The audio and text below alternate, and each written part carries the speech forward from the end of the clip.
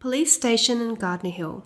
The first police station on the corner of Old Beech Forest Road opened in 1907 in a 5-room house that was constructed in 1903 and leased by the police department for Mounted Constable Albert Olney's appointment.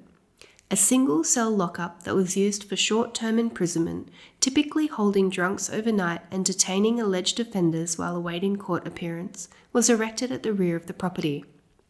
The lockup can be seen in Gardner Reserve today.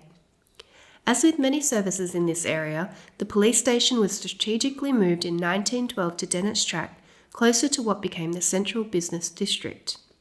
A court of petty sessions was established in the hall, hearing an array of charges such as larrikinism on the train, insurance fraud, rowdyism, and forgery. The police storage unit is now housed in the Otway District Historical Society History Rooms and contains some very interesting original police documents. The Gardner Hill area was where Beech Forest development first began and was named after pioneer settler John W. Gardner, who arrived in 1884 at 23 years of age.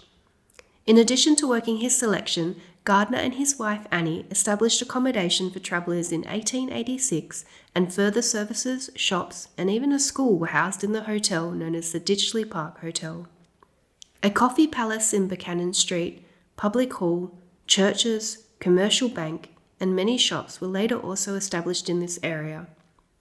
The Second Catholic Church, built in 1920 and closed in 1976, is still standing today as a private residence in Tramway Track.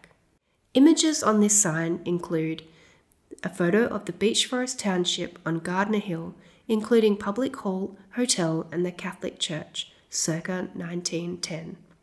The first Ditchley Park Hotel, circa 1902. Gardner Hill Town Map, circa 1910. And Gardner Hill looking east, circa 1903.